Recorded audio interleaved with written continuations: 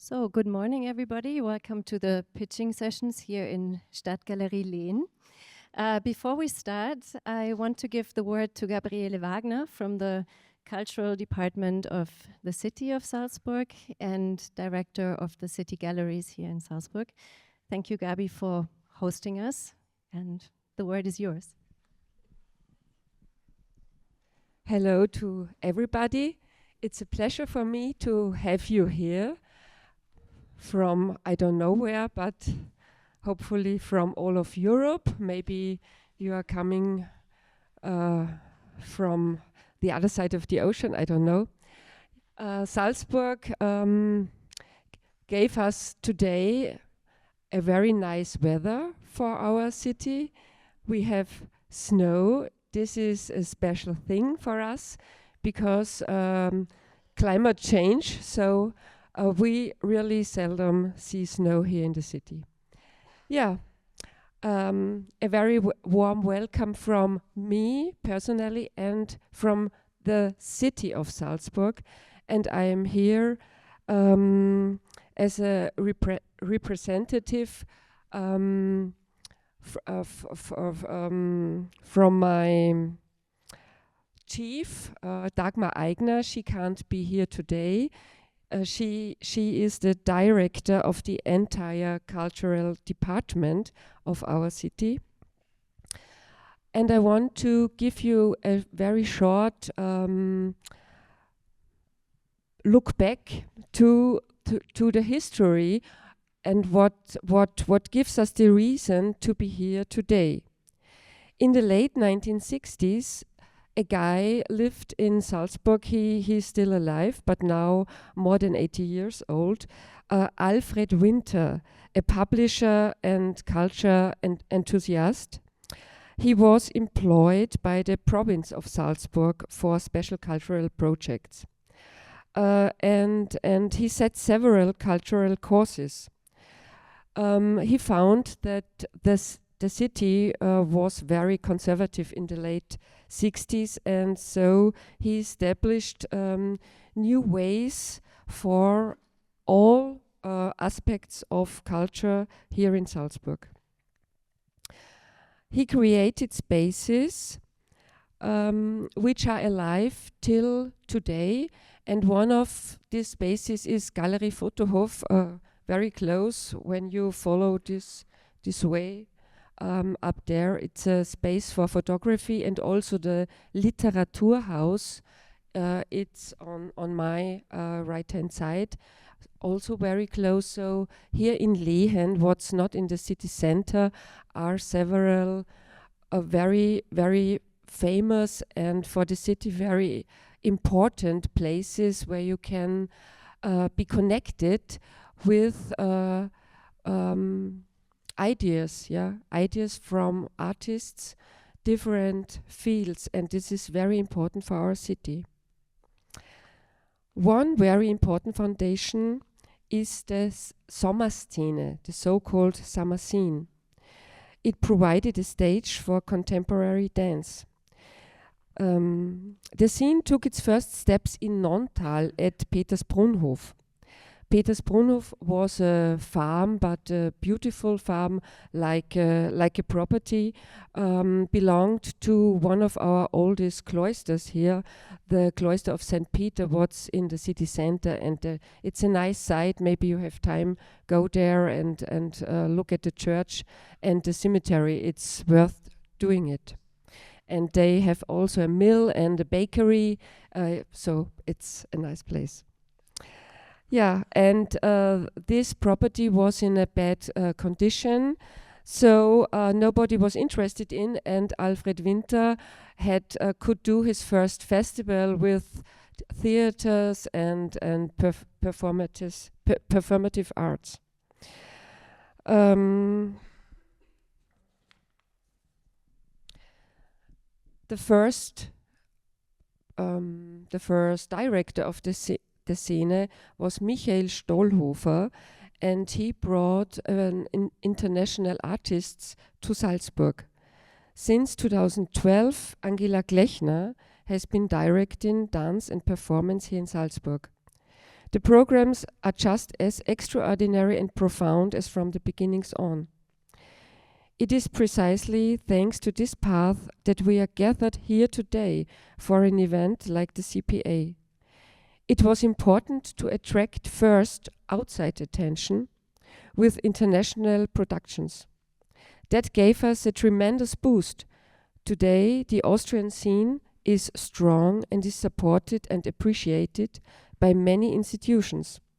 This includes us, where performances have taken place repeatedly in our gallery over the past few years. So I thank Angela Glechner and her team for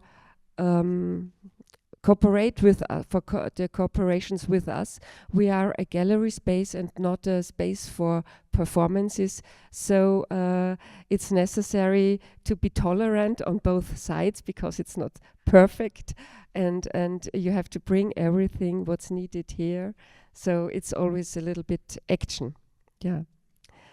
And I want to thank also Simon Hölzel from my team here in Stadtgalerie. He is always here, and for everything he finds a solution. So I think we have prepared everything very fine, and the program is very touching, and I how to say it? I read that we had 175 applications and hundreds of hours of viewing all these applications and 30 hours of discussion and choice.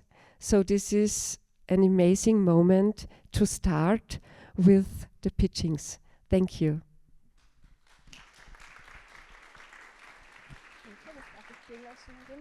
Thank you, Gabi. A few very short informations to the hosting. The pitchings, as you can see, are recorded by the local community TV FS1, and they will later on go to the CPA website. So therefore, we also kindly ask you to switch your mobile phones off or on flight modus. And the pitchings are divided into 2 sessions. We will start with 4 artists pitching their works. That lasts an hour. Then we take half an hour break. There is coffee and refreshments here in the space. And then we continue with another hour listening to another 4 artists. These pitching sessions are moderated by 2 very lovely ladies. And I'm happy to introduce Naina Keshava-Bhatt to you. She's a dancer and choreographer of Indian origin based here in Salzburg. She's also the founder and artistic director of Influx, a network for dance, theater, and performance. And the other moderator is Martina Vladerer, a dramaturg at Age Kultur, which is also a CPA venue. She also works in the area of communication of the arts. She is a senior artist at the Arts University in Graz and just finished her PhD on the topic of music theater as a pluriverse. So now I wish us all joyful pitching sessions and open ears. And just for the information of all the artists, other artists who will be also pitching, you don't have to leave right when the bell rings. This is just a little cue to say we are kind of coming to the end of the given time, but you can finish what you were starting to do.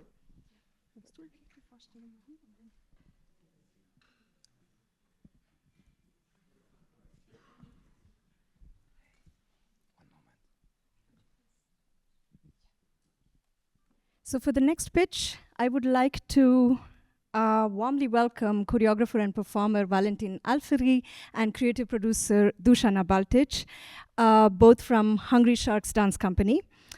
Valentin and Dušana, the stage is yours. Hello, hello, hello.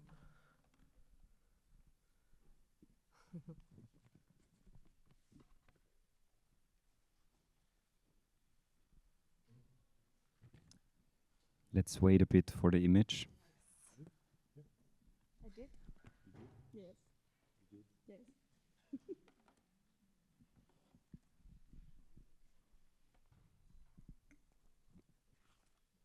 is no image? We wait for it. We wait for the image.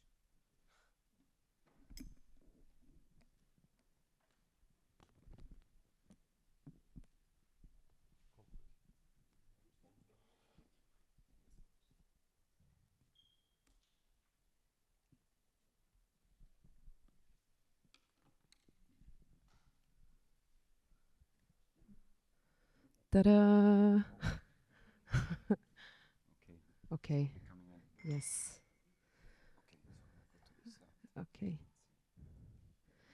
So, good morning, everyone. Good morning, dear colleagues and friends. This is the image of us both. We're the Hungry Sharks company. My name is Dušana. This is Valentin. We're both the co-founders and co-directors of the company. My role is creative producer. Valentin is the choreographer. So just to give you a brief overview, I'm going to introduce a little bit about the company and what we do. Then mainly we dedicated this pitch to our most recent production called Destination Fakt, which premiered last October here in Salzburg at the Szene, and then later in November at Brut Vienna. And yeah, then it's going to be a little conclusion, and you, that's it, yeah. So yeah, we are basically two people at the core of the company. Maybe it's not a company in a classical sense, because we are two people who like to pretty much challenge the company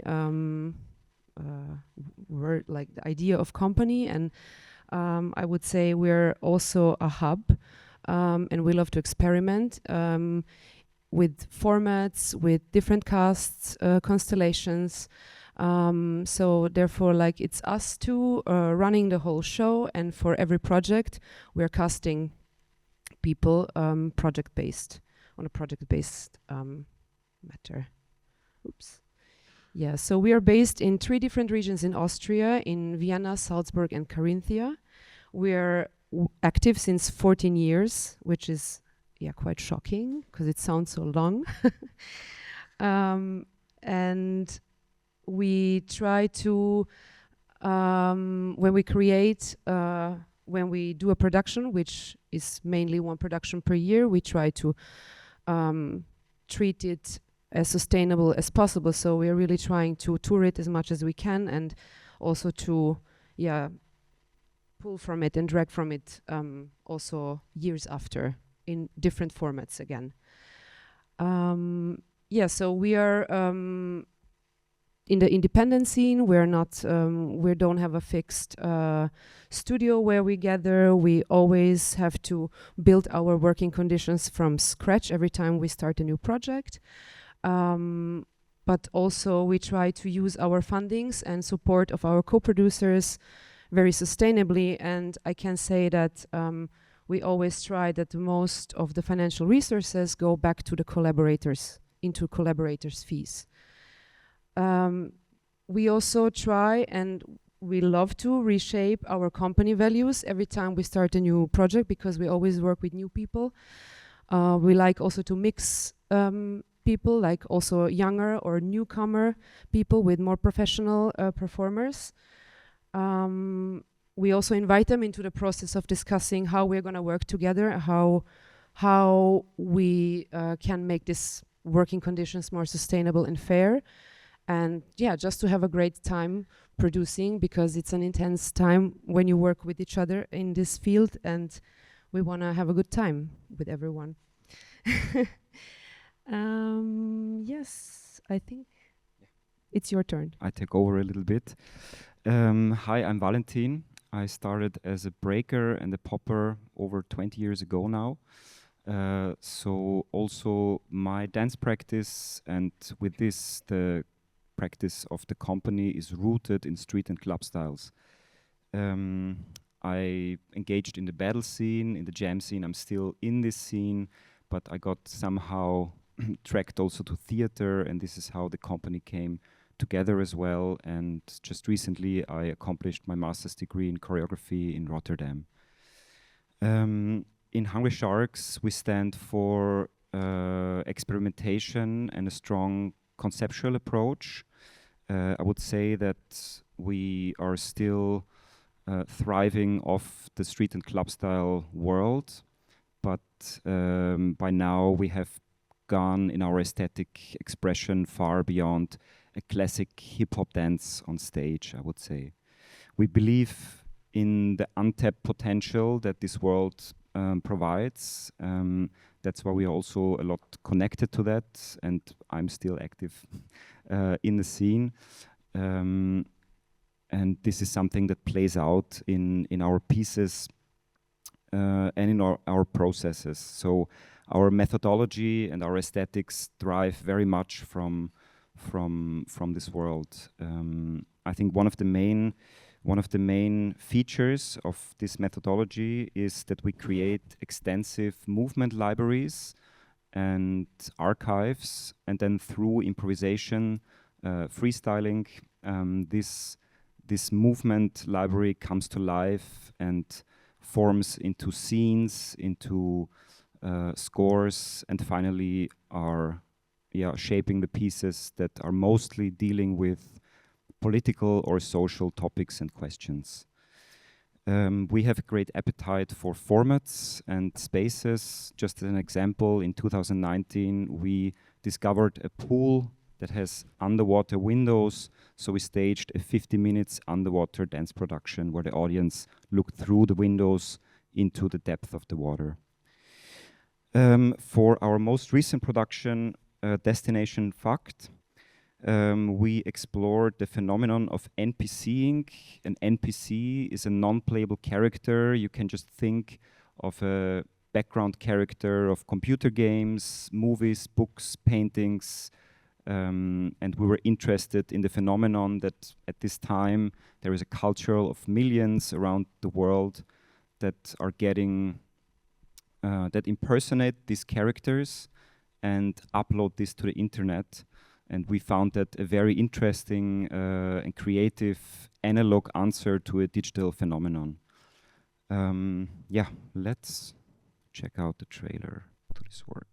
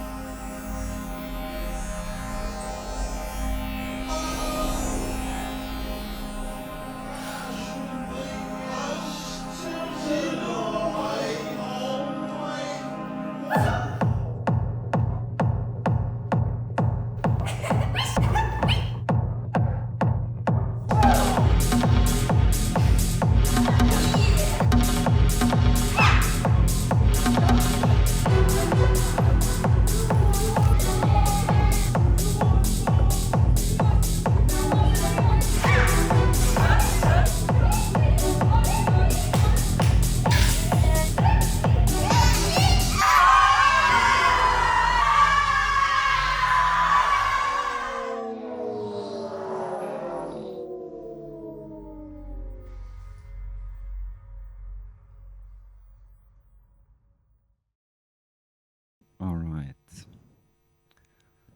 So our wonderful 6 performers. In the process, we were looking for ideas for NPCs. We created 170 characters.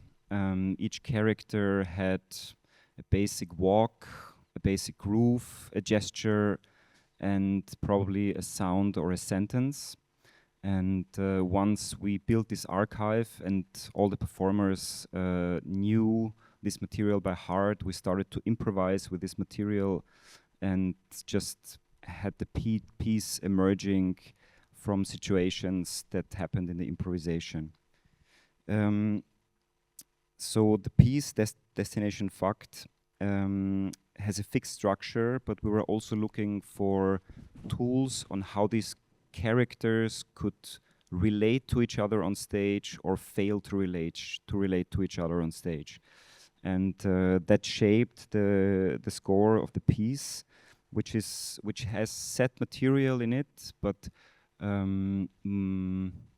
within the piece, each performer can choose what character to go through, which moment, when to switch, and how to relate to others.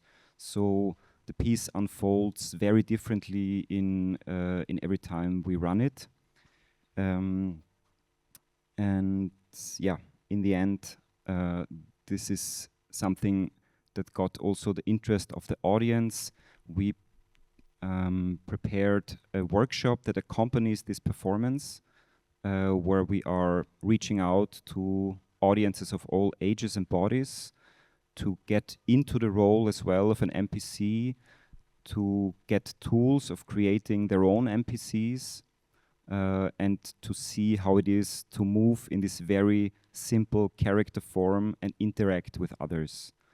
We're also really interested in audience talks. Whenever this is possible, we are up for it as a preparation or after the performance, because for us it's important to give more information, to answer questions and conclude the performance. Okay, concluded. Please talk to us. We are around. We're very open. And thank you so much for your attention.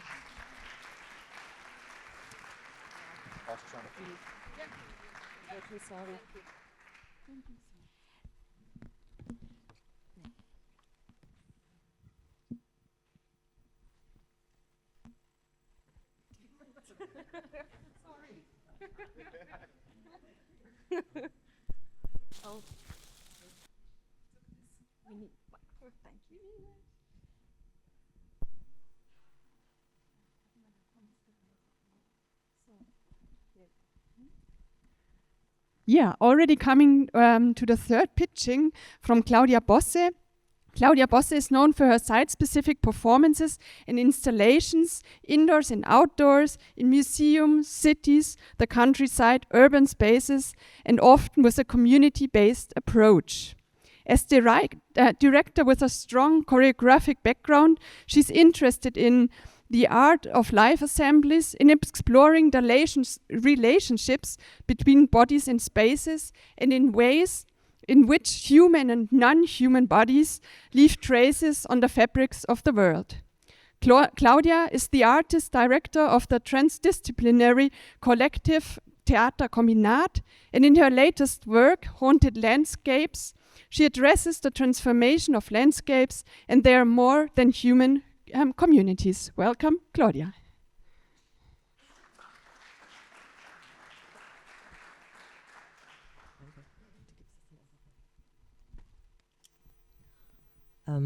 Hello. So I would like to ask you something. Please imagine you are standing in the middle of the city and under your feet is uneven ground. And on the left side, there's a tramway going while there's a man with a naked upper body looking out of the window. In the back side, there's a kind of futuristic building, and then you hear a train passing. There are some food deliveries coming on the bicycle way on the right side. Someone is crossing the wasteland ground. In between a dog taking a shit beside a blue flower, while some dry distal still try to survive.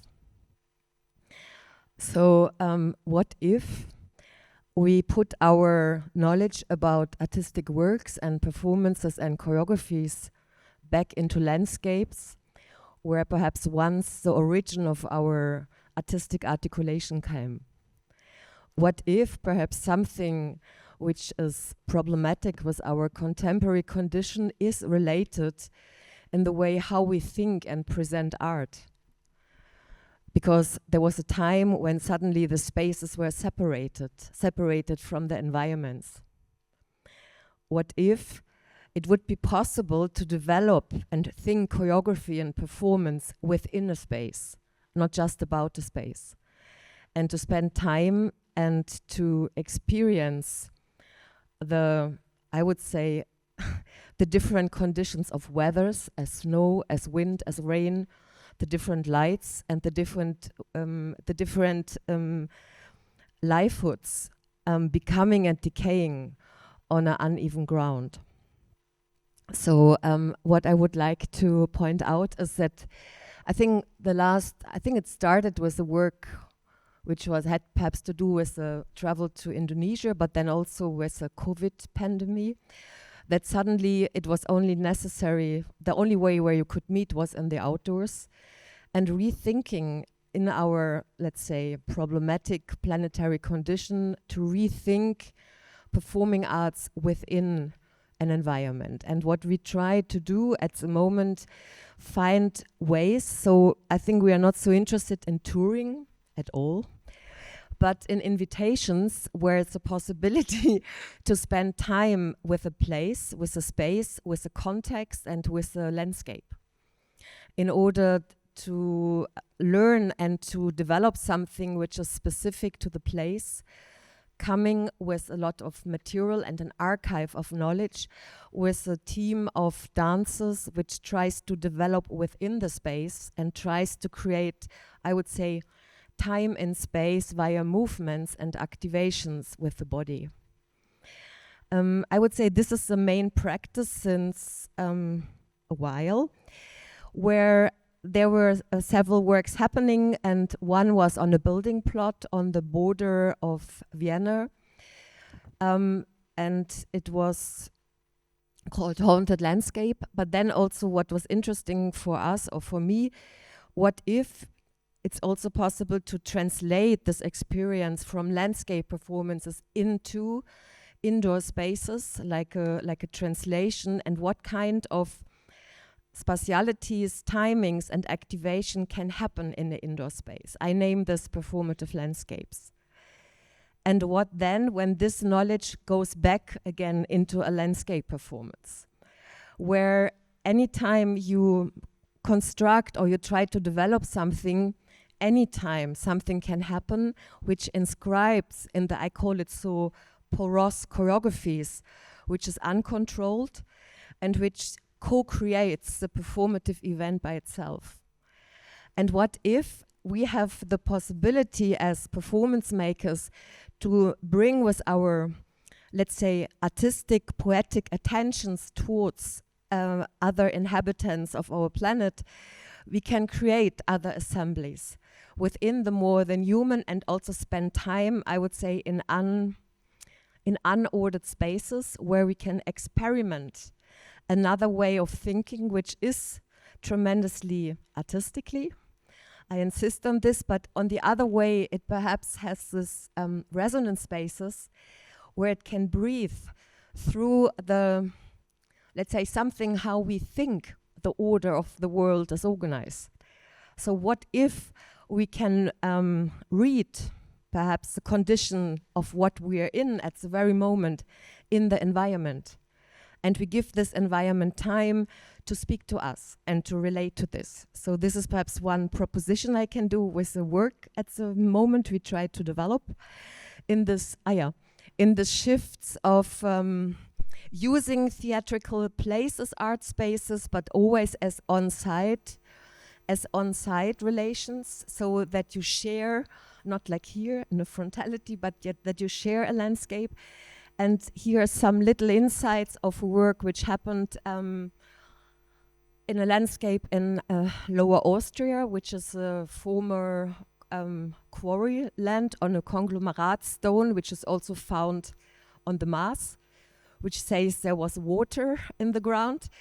And we performed it. It's a public space, and we performed it there and developed it with a space through a stay of 2 weeks, where we lived on the plot and then also shared it with the daily public, but then also with 3 invited performance dates.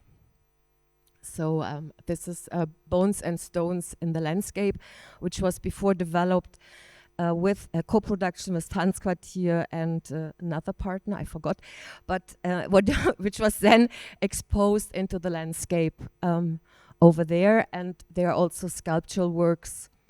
The sound would be cool now, yes. And which is also mostly often very important for the works is that there are different generations and bodies implied, which can be dancers or non-dancers. It's also quite often that this horizon of the work, it's like a very important ground on which we can create together. So this is the work Haunted Landscape, or The Breathing Out of Earth, which was before on the building plot in Aspan.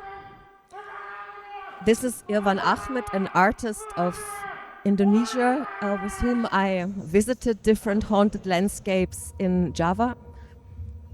And this is what I mean, a performative landscape, when the spatial structure transforms.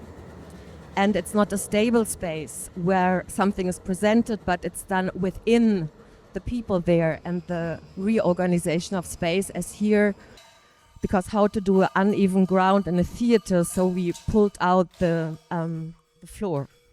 So it changed the situation for everyone in space.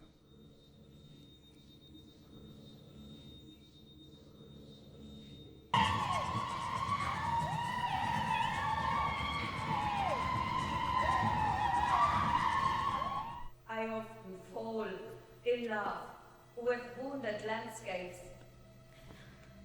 And what will follow after this, it's an insight of the work Wasteland, which was developed over 7 months with a building plot in Vienna. I got it by coincidence. And we worked there over 7 months, and every month we came back with in the team with 5 dancers and reacted and developed scores within the changing conditions, with the heat, with the rain, with the lower grass, with the higher plants, and trying to react it with our materials to the conditions. And this September, end of September, we presented then a crazy 90-minute version. And this was the first time I accepted this time, which was because it was a dramaturgy of the sun. Because we went into the twilight, and I would never do a 90-minute performance, but because of the acceptance of the sunlight falling, and also thinking of the means we use when we do performances. So how not to reconstruct a theater, but how to work which is easy, which has low energies, and where we can invest and change and shift the ground. So these are some, and then it also becomes dark.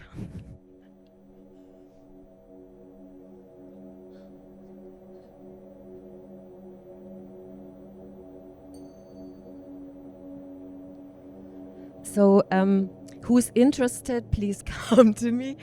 And who's interested, I have some newspapers which we did with Kurt together, which was also on this wasteland ground. I can put it there, or I can put it here, or you can give it through, who's interested to have one of this material. So thank you very much. And I forgot, Wasteland represented in collaboration with Tanzquartier Vienna on the Wasteland. That's very important. Sorry. Okay, thank you.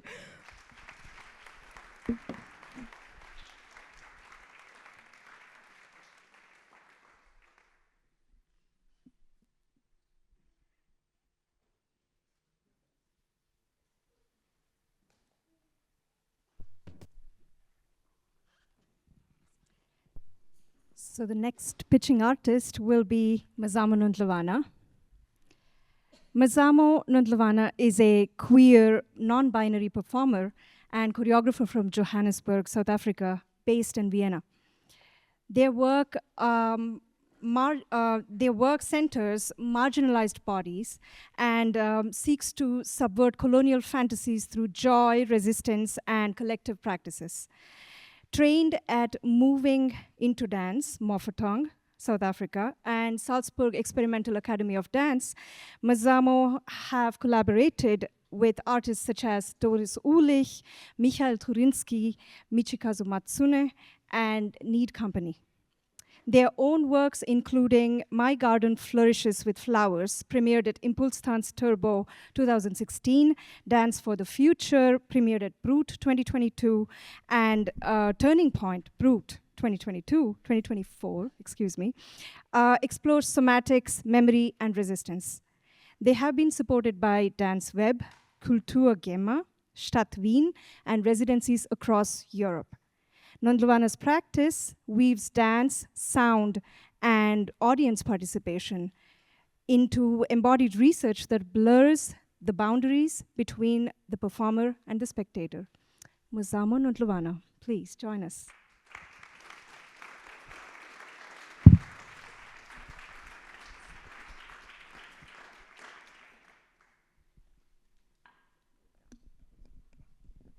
Welcome. Well, thank you. I was like, welcome to you too, but thank you. Thank you. That makes a difference. Well, as you have informed me, you would like to propose 2 projects in today's pitch. The first one is your latest choreographic work, Turning Point, premiered in 2025 in Brut, Vienna, right? And would you like to share a little bit about this work? Yes. And please hold the microphone close to your mouth so that it records well. Okay. Before I talk about my work, I just want to also talk about how I contextualize my work within the European context, because I think it's important for me. As a South African born towards the end of apartheid, queer migrant living in Europe, I sit both inside and outside the European scene. That position shapes my work. My work is embodied, it is archival, practice, it tells of lived experiences, European political realities, who gets to be seen to inhabit public spaces. I contextualize my work through queer feminist imagination. And to further answer your question about Turning Point. So Turning Point is a multidisciplinary performance with an amazing co-collaborator, dancer, friend, support system, and chosen family. Evandro Pedroni, next to the most amazing, talented, mysterious, curious sound artist, Lenz Kudleitner, and my Gemini twin. Very wise, amazing DJ since the 90s, and a bioscientist as well as a videographer and mapping, Manila Santos Moraes. The performance is inspired by Audre Lorde's writing on the power of eroticism, as well as the 90s soap opera TV shows, specifically from the Global South. Through dance, live music, and video, Turning Point explores personal and collective never mind. Through dance, live music, and video, Turning Point explores personal and collective experiences. We use melodrama, reenactment, gossip, exaggeration as a tool for emancipation. Turning Point is about survival, about reclaiming spaces through dance. Now I'm gonna show you a glimpse, a trailer of Turning Point so that you can have a tiny bit of an idea.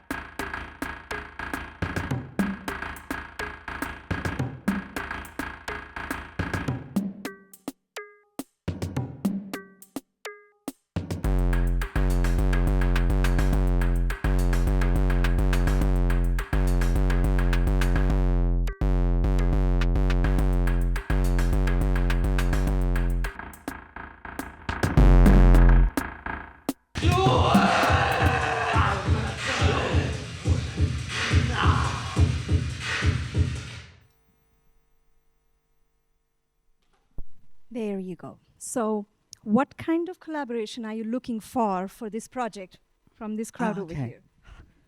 So Good evening, distinguished guests. I'm contestant number 4 from, no, kidding. Turning Point, I am looking for international co-production, touring partners and festivals, as well as finding broader audiences outside Vienna, Austria, and internationally. Wonderful. So now we move on to the second pitch, which is an upcoming project that is yet to be produced, titled Waiting for Fall. Would you like to tell me a little bit about this work? Yes. So, Waiting for Fall emerged from the political uncertainty, especially the rise of right-wing politics in Austria, Europe, and globally. It asks, how can collective movement, sound, and memory create resilience and solidarity in times of fear and division? Tapping into queer trans liberation, anti-apartheid and Black Lives Matter movement, as well as dance practices like Banzula dance from South Africa and Samba dance from Brazil, which emerged through defiance and community building. At its core, Waiting for Fall is a participatory project. Audience will be invited through pre-show workshops, introducing embodied practices through movement and voice. The audience are not only observers, but co-creators exploring collective radical act of togetherness. Waiting for Fall has a confirmed funding for 2026 from the city of Vienna. However, I am still looking for a co-production house in Vienna as well as internationally. Specifically also, I am looking for residency programs where I can deepen my practice, as well as connecting with different communities. Amazing.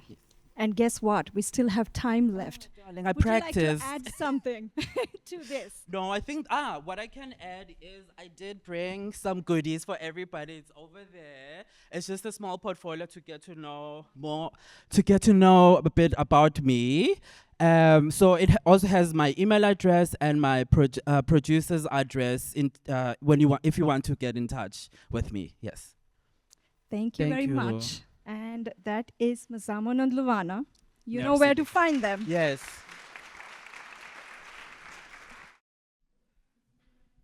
Well, our next pitch will be by Roma Janus, who represents one of the institution-based contemporary dance companies in Austria.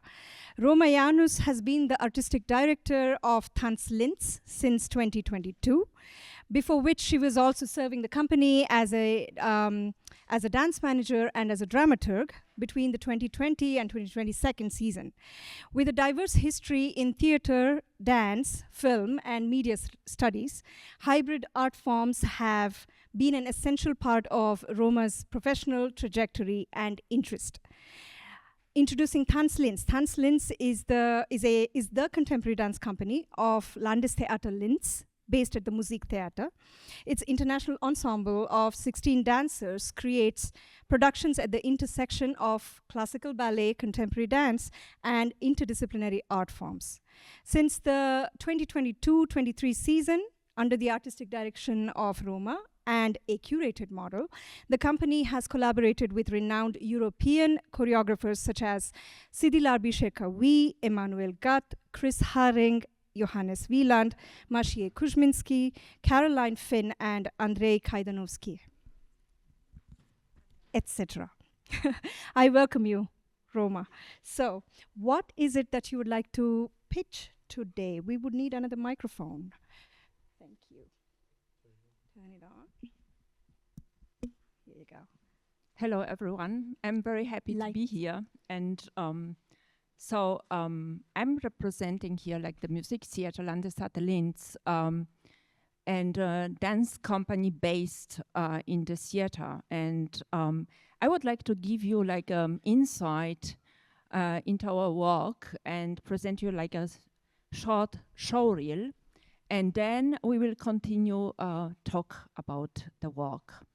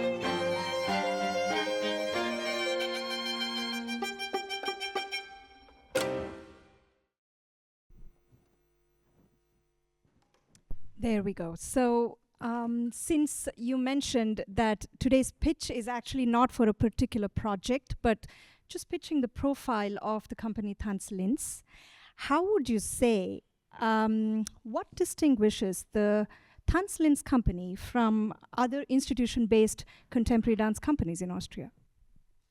I would say this is absolutely not a typical dance company based in a theater, Stadttheater, Landestheater. This is a company, 16 dancers from 12 countries. They really work since years together, so we have not really changes in the company.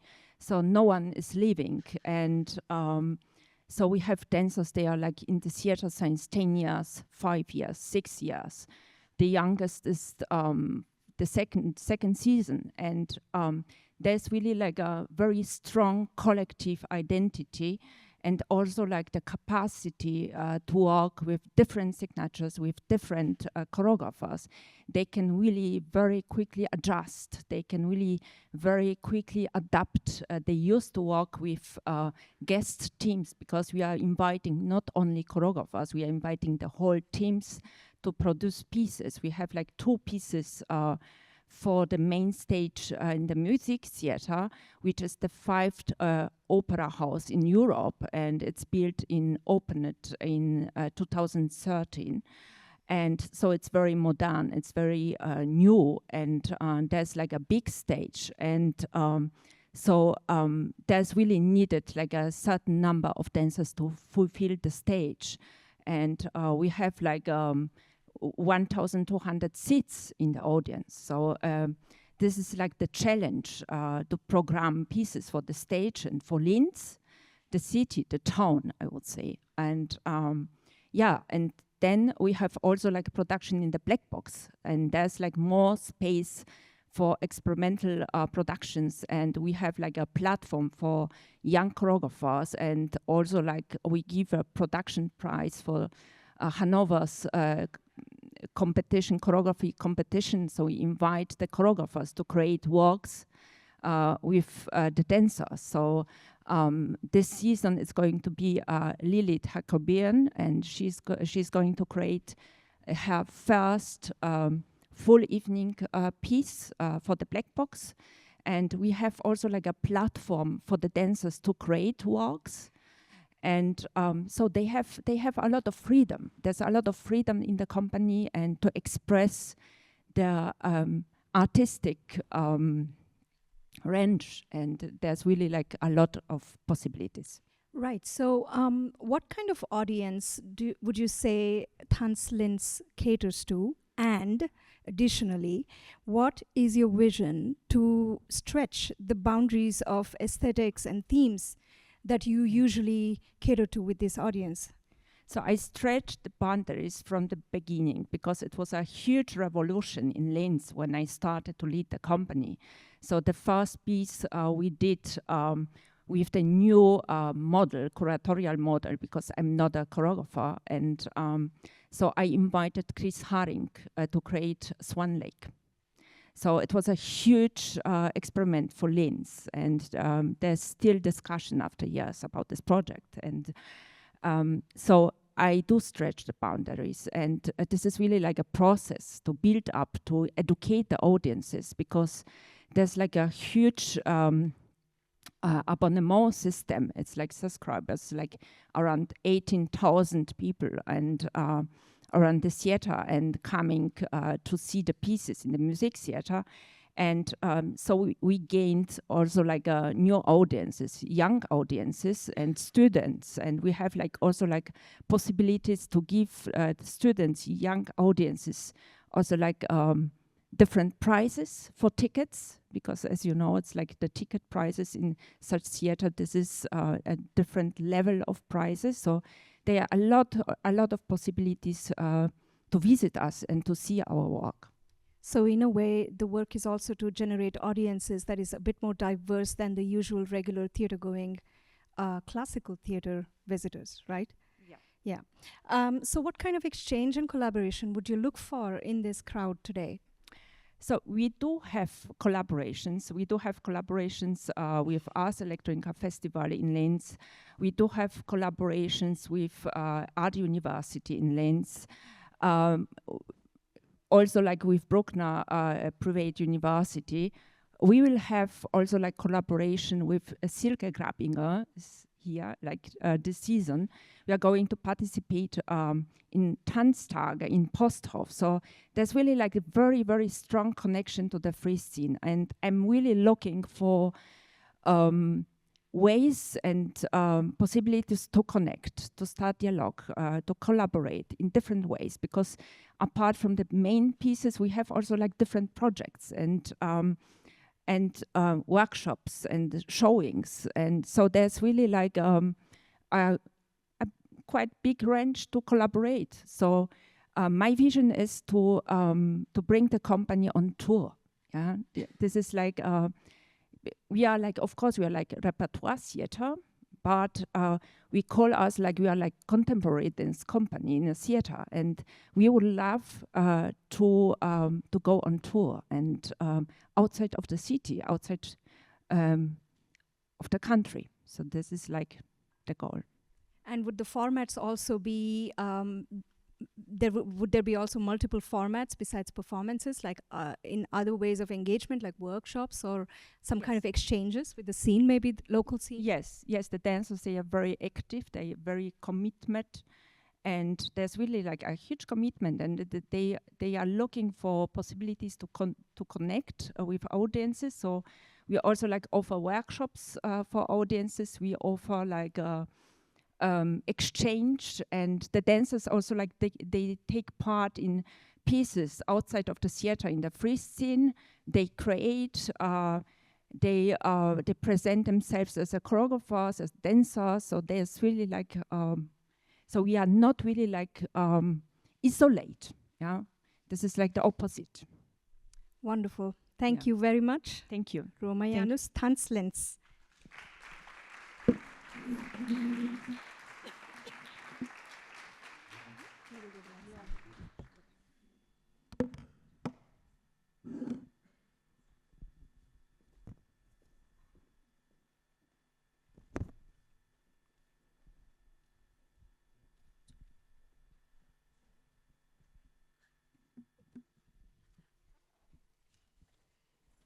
So that's kind of a perfect dramaturgy now, because I'm now introducing Silke Grabinger, who was already mentioned before. Silke is an Austrian dancer, choreographer, artist known for her work at the intersection of street dance and contemporary performance. She started her career as a B-girl and has an interdisciplinary background from her studies in Raum- und Designstrategien, a program at the intersection of design, visual arts and architecture.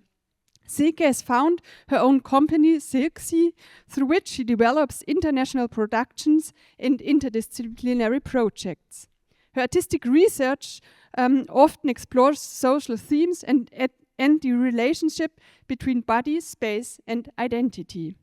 In addition, she is engaged in cultural politics in Upper Austria and works as a curator and culture mediator, promoting innovative forms of performance arts.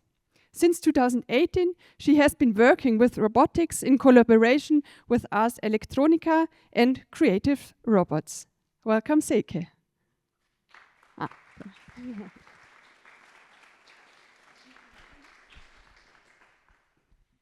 Thank you for the introduction, Martina, and thank you for helping me clicking the clicker.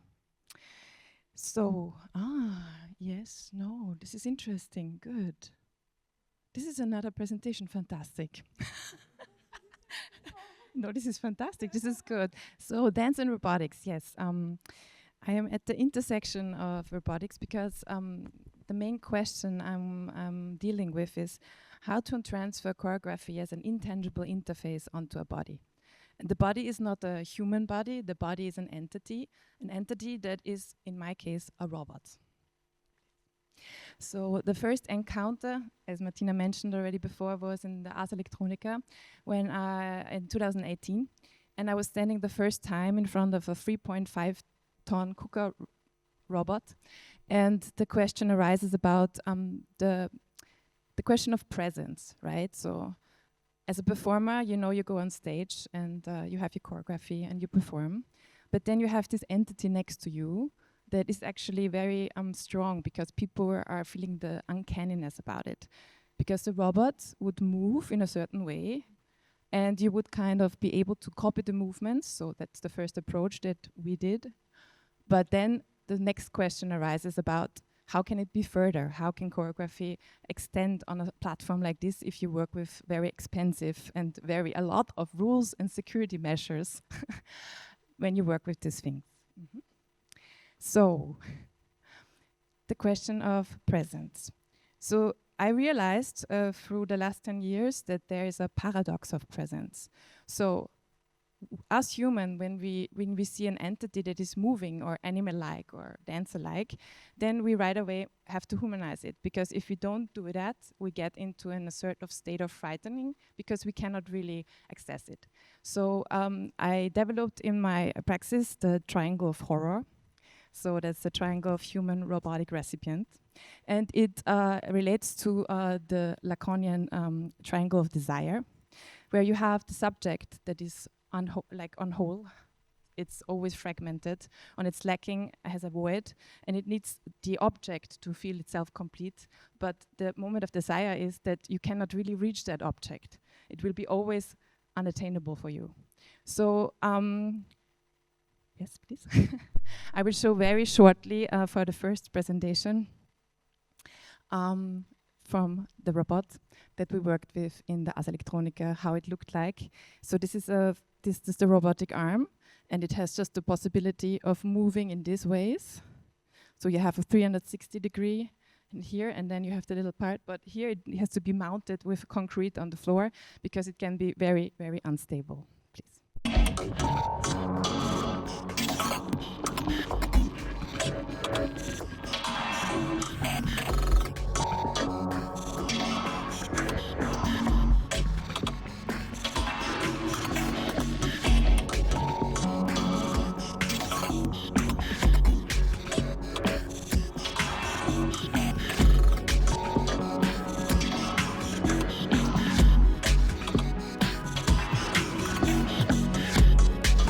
So you have to understand we had the robot in the middle of the Puckner Orchester, conducted by Markus Poschner. We had visuals from Choreographic, and the problem was we only had 5 days to put the whole performance together, and it was Hector Berlioz's The Symphonie Fantastique. After that, I got engaged again with creative robotics, and the leader Johannes Braumann came up with the idea of a super KUKA. So he had the 3.5-ton KUKA robot with 4 little arms mounted on top of it, and an abstract form of a skeleton. And before, we would motion track my movement material, as I am a B-girl, so my movement material is a little bit different than the academic one. So it was very interesting for me to kind of like break it down in a way that it could be transferred onto the robot as a puppet master. And it was originally meant completely different. It was meant like this, that we have the same resemblance in Australia, and that would be another performer there, and we could have a duet over 2 continents at the same time. That to a lot of difficult and a lot of expensive ideas of the material. So we're talking here about 750,000 euros. Double that would have been too much. So we decided to put it on spot. And actually something new occurred. I could have, as a dancer, and here's a lot of dancers and choreographers, the first time, the moment to dance with myself, have a pas de deux with myself. So it's not like I have a performer in front of me that I would learn like I would show them my movement quality. It would be this entity that actually would reflect my own movement present back to me, but actually not through the skeleton, but through the in-between. And this works through anthropomorphization. A very short little glimpse.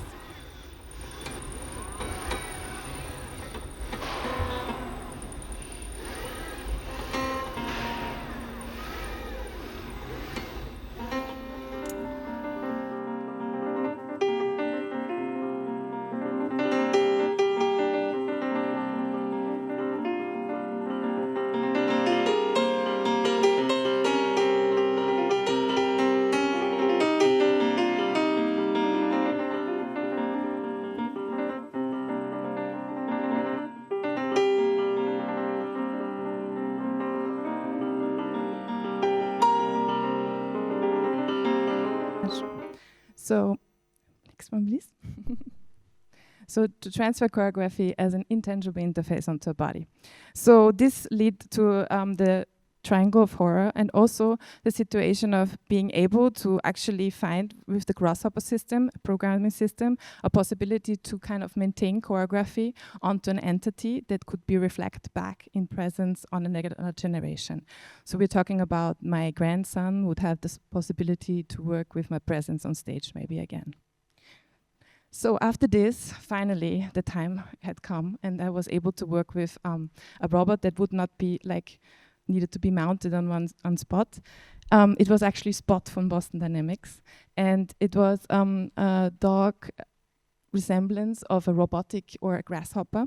And when I saw it the first time in the studio, I was like right away having the reference to I Like America and America Likes Me from Joseph Beuys, who put himself for 3 days in the René Block Gallery in New York with a coyote. He did this out of it was a performance in the 70s, and he did this kind of like of a reference to the American art world, would not like kind of like blindfold themselves about the European art world. So he was traveling blindfolded in the ambulance to the gallery, stayed there for 3 days. The audience could watch him through a fence, and then afterwards, same thing back to Europe. So I had this spot in front of me, and I said, I had the opportunity to work with FC Carolinum, so a gallery in Linz with the Ars Electronica Center and Ars Electronica Festival. And so I put the 3 days in 3 parts of control. The first one, autonomous. The robotic would be autonomous. The second one being obviously controlled by outside, by someone, a programmer. And the third one, I would be in control of the robot on place. I would have 3 scenes that would always shift, and I would bring again the Lacanian situation of the mirror stadium, that if a child looks the first time in the mirror and it realizes it sees itself, but it's something other, the other on the other side. So it's like a combination of yourself and the reflection. Short video.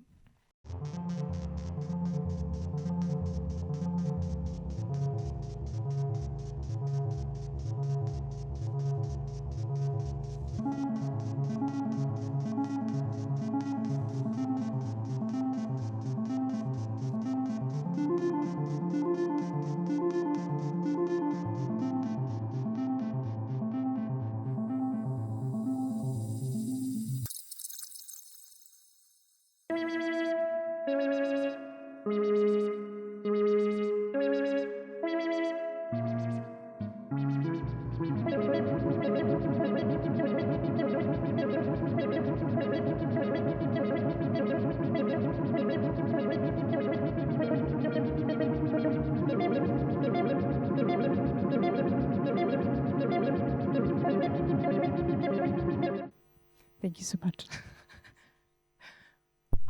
It's empty. Okay.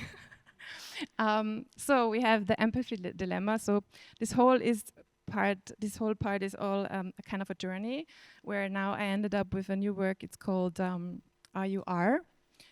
Because after Joseph Beuys, I said I have to take another artist where I'm gonna make a reference to, and that's Carolie Schneemann with the work Up and to Including Her Limits, where she was in exhibition space living there for a couple of days, actually with her cat also.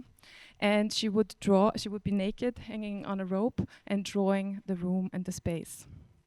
She did that in a way of making a reference to the situation in art at that time, for instance, Jackson Pollock with the action painting, and in a way of the lacking of a female or a feministic statement in the art. And thank you for present.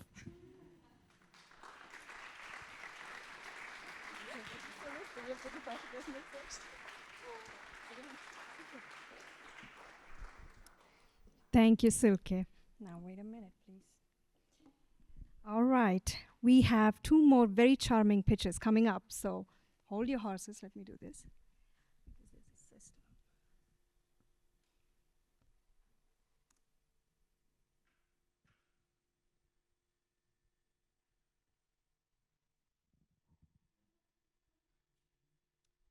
All right. So now I would like to welcome Marta Navaridas and Alexander Deutinger, both Graz-based choreographers and performers, to take the stage. Welcome.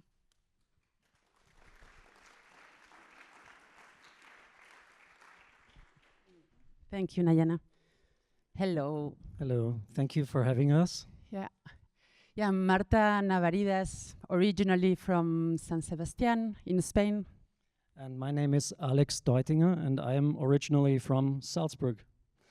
And Marta and I both live in the beautiful city of Graz.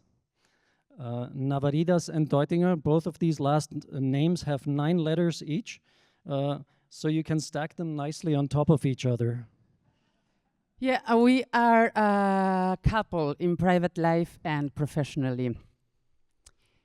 Yeah, since you mentioned private life, here is, this is Marta, a photo of Marta in her formative years. And this is a photo of Alex in his formative years. As you see, we have been putting on costumes since an early age on. And who would have guessed that these 2 kids from 2 different countries one day would end up speaking into microphones together. Yo. Yes. So a bit of background. We are what you call an Erasmus couple. This is an actual thing. So we met at Graz University as promising young translators for Spanish, English, and German, and moved on by some mysterious forces. We both went on to study dance and choreography, of all things, and became artists. So in a way, we now combine both of our backgrounds of translation and dance, and we do translate artistic ideas for the stage. Today, we are only going to present you one work in more detail, but for some context, we will briefly share some pictures of some of our other works.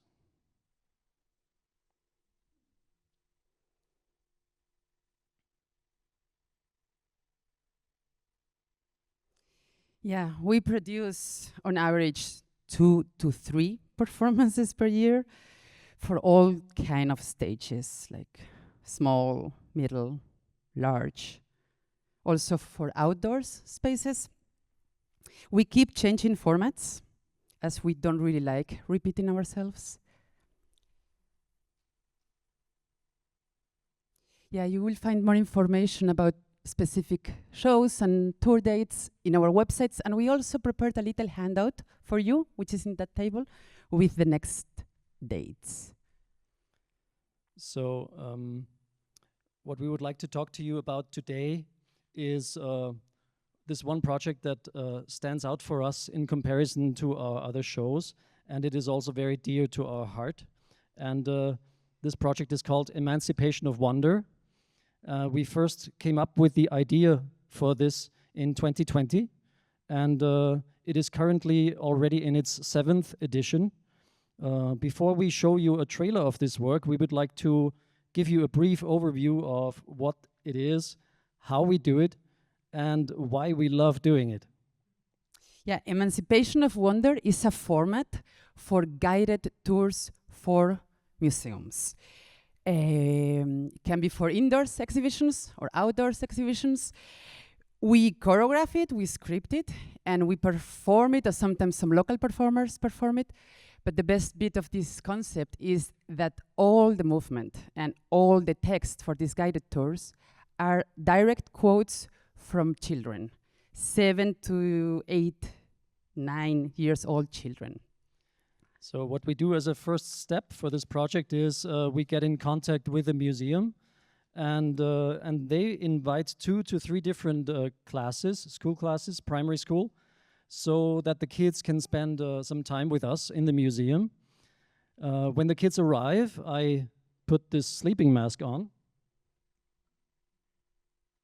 So I'm blindfolded and I tell them, hey, I don't know my way around here. Can you please show me the museum and just explain me whatever's there? What do you find interesting? So then the kids take Alex through the museum and they share with him their spontaneous reactions, what they see, what they like to show him, and we record everything. We record everything that they said, and we record everything, like how they move. And out of that, we make a guided tour for adults. That lasts around an hour, and we offer these tours in German, Spanish, and English. So we thought for you to get an impression, we'll just look into some selected scenes now, and then we can talk a bit more about it.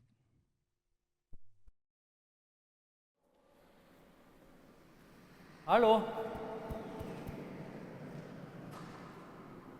Hört hier jemand zu?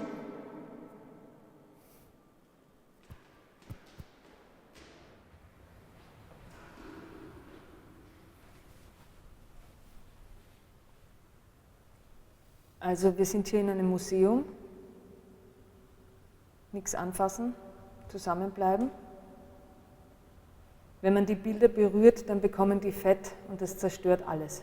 Ladies first bedeutet Ladies zuerst.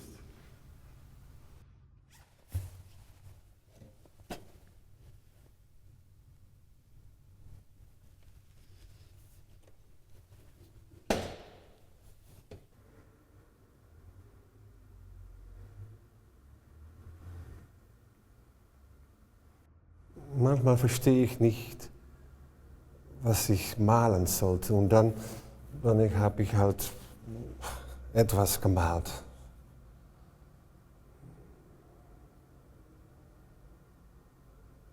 Das war dann halt eigentlich nur Kunst. Aber die haben die Hände so, schau. Die tun alle mit den Händen so. Die tun so, als wären sie die Chefs. Die sehen auch aus wie die Chefs. Die nicht. Weil die halt blind sind und nicht wissen, wo ihre Hände sind. Ja. Da ist wieder das Gleiche. Rechts und links und arm und reich und klüger und dümmer. Ja, das ist immer die gleiche Geschichte. So. Schau, Freddy, schau! Ich liebe dieses Museum! Blumen in einem Topf auf einem Tisch. Goldener Rahmen, goldener Rahmen, goldener Rahmen, goldener Rahmen, goldener Rahmen, goldener Rahmen, goldener Rahmen, goldener Rahmen, goldener Rahmen, goldener Rahmen, goldener Rahmen, goldener Rahmen. Da.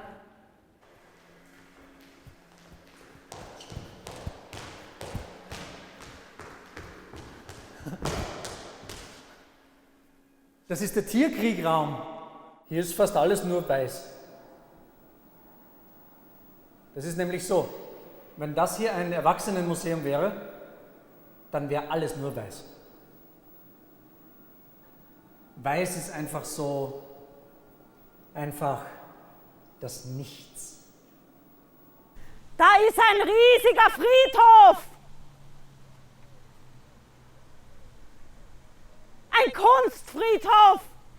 Was ist das bitte? Ein riesen Tennistisch. Ein Tischtennistisch mit Lampenschirmen. Was ist das bitte? Ein Motor. Ein Bilderrahmen. Da können wir uns alle reinstellen. Und innen im Rahmen stecken so kleine Leute, kleine tote Leute, die zeigen wohin. Achtung, die sind wahrscheinlich am Sterben. Mein Papa hat auch solche Schuhe. So ziemlich die gleichen, aber eine andere Farbe, so braun oder schwarz. Ich zeige euch noch was. Ich spring jetzt.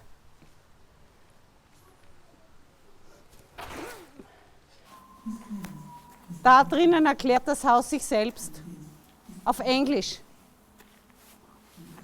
Das ist abstrakte Kunst. Kaputtgegangene Kunst. Das ist ein ganz normaler Sessel.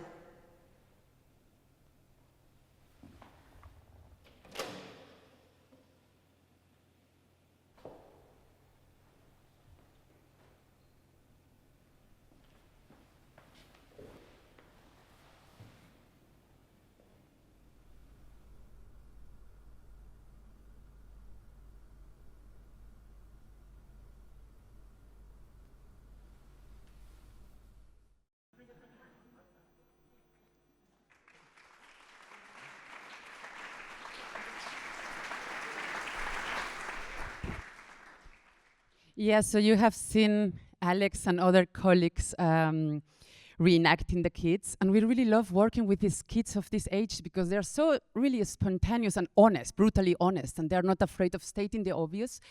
And they do have a great time working with us because they take the lead. They really like explaining us what they see, the artwork. And we don't really add a single word, like everything comes from there. We transcribe, we select, we edit, and then we reenact. But there is not a single thought that comes from us.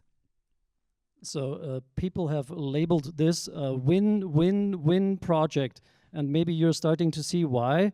We get to work with kids from quite different backgrounds. They get to be part of an art project.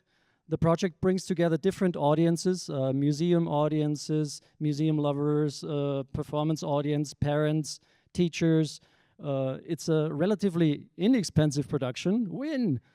It takes us only about 22 working days to produce a new full-length tour, and the costs can be shared between the museum and the dance institution. And we don't need a rehearsal space. We don't need stage design because it's already there. We don't need light design, sound design.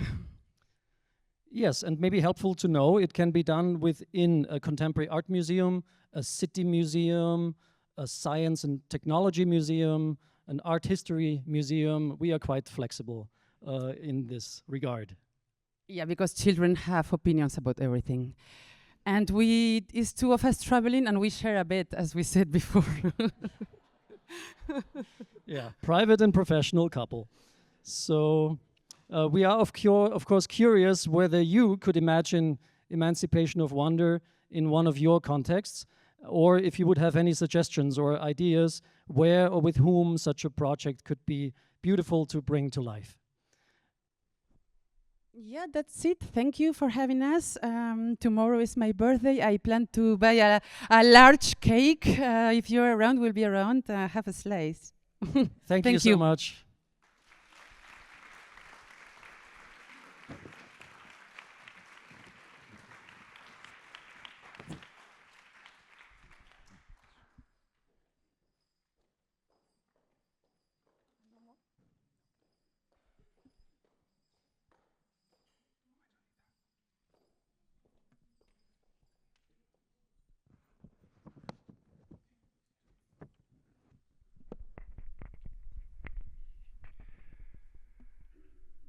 Sometimes I see you as a lake, and sometimes I see you as a river, waiting around for the time to come down. Oh, oceanic waterfall of children.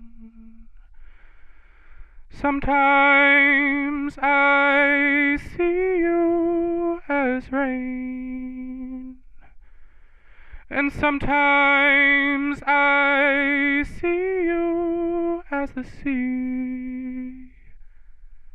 Your wild waves around me. Oceanic waterfall of children. Sometimes I see you as a lake, and sometimes I see you as a river, waiting around for the time to come down. Oceanic waterfall of children. Sometimes I see you as a lake, and sometimes I hear you a river, waiting around for the time to come down.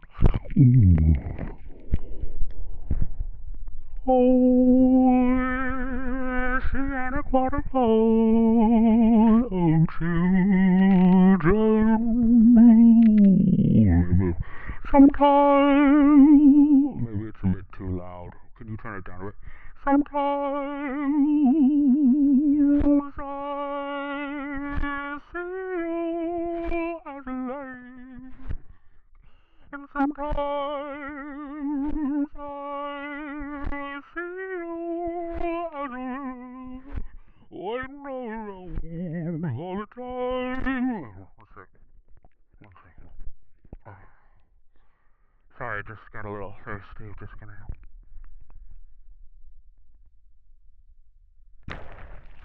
Oh.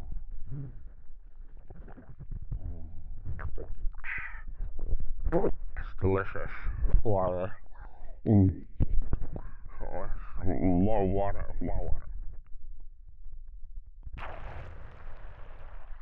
Oh.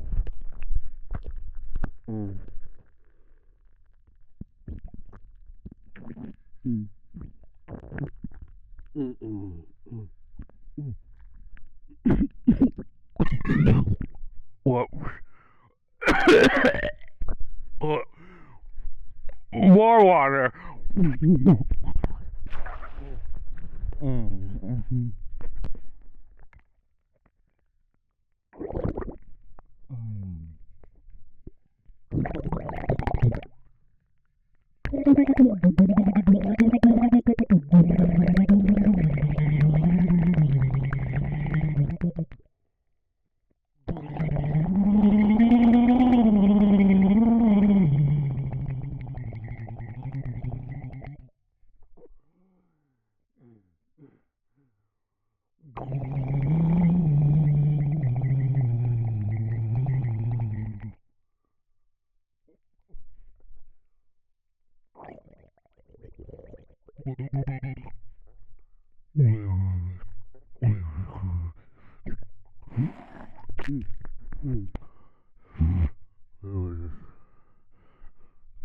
Just gotta come over here. Everything is more fun when there's two of them. Everything is more fun when there's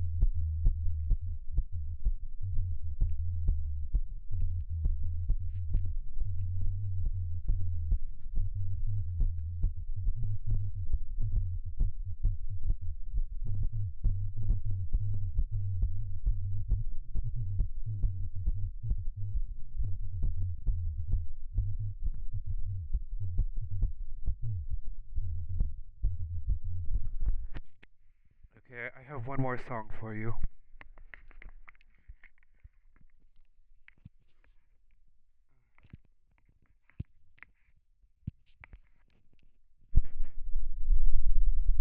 You lay in the sea, amongst the grasses and the trees, and the breaching wells and the burning waters,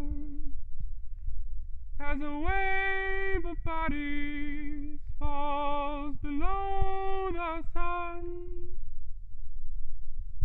They scream for their lovers, for their hopes and their dreams, as the sky pulls away as if to say, this way or that, like a breeze, like a seed, but which way to go? Like a breeze, like a seed, but which way to go? A toast for the breeze, a toast for the seas, a wave of bodies falls below the sun. To the breeze, to the seeds, but which way to go? A wave of bodies falls below the sun. There is nothing more dangerous than love, they say. There is nothing more dangerous than care.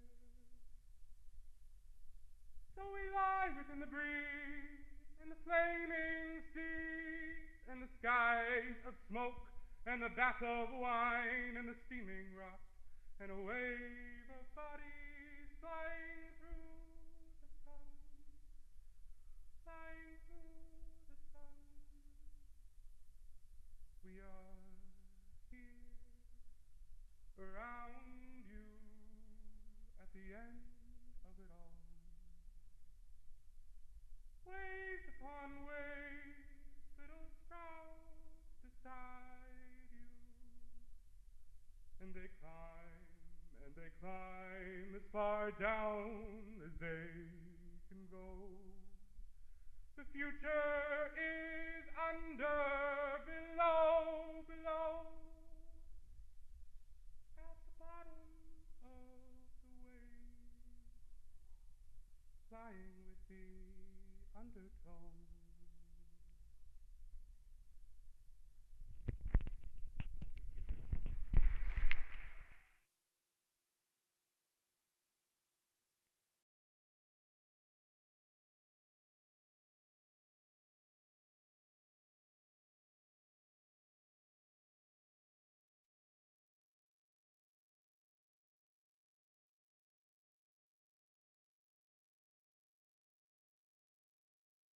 Sorry, I'm spoiled with people turning it on. Thanks, Alex, for this central musical performance. It was, I think, a really great ending.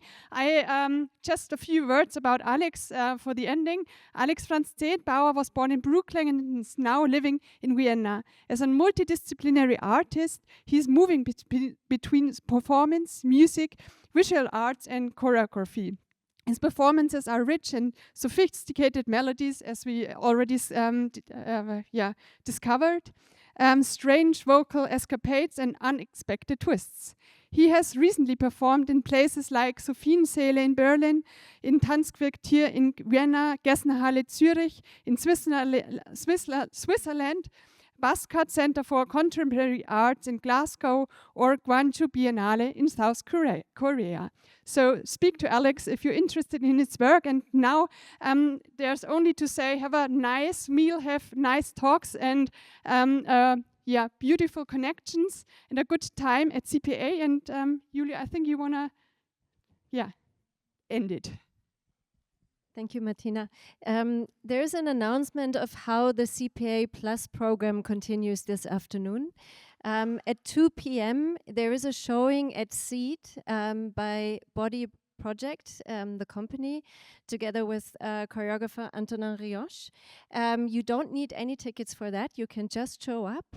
Anyone who wants to grab lunch before or has already pre-ordered, it's right around the corner at a restaurant called Trumarei.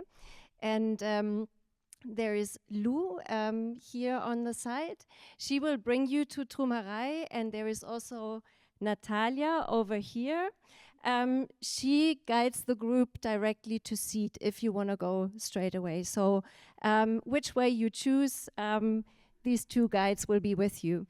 And also from 2 to 6 p.m., the so-called digesting space will be open. That is in the University of Salzburg, right opposite of AG Kultur, our other venue.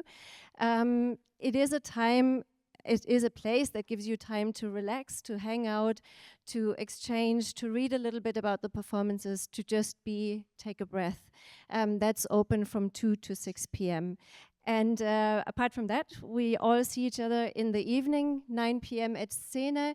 Feel welcome to also show up earlier. The meeting space right next to Szene will be open. Another space to grab a drink, to exchange, to just hang out and have a lovely day. And before you all go away, don't forget to go over there to find some handouts by the artists that have presented their pitches. And don't forget to enjoy the weather. Thank you.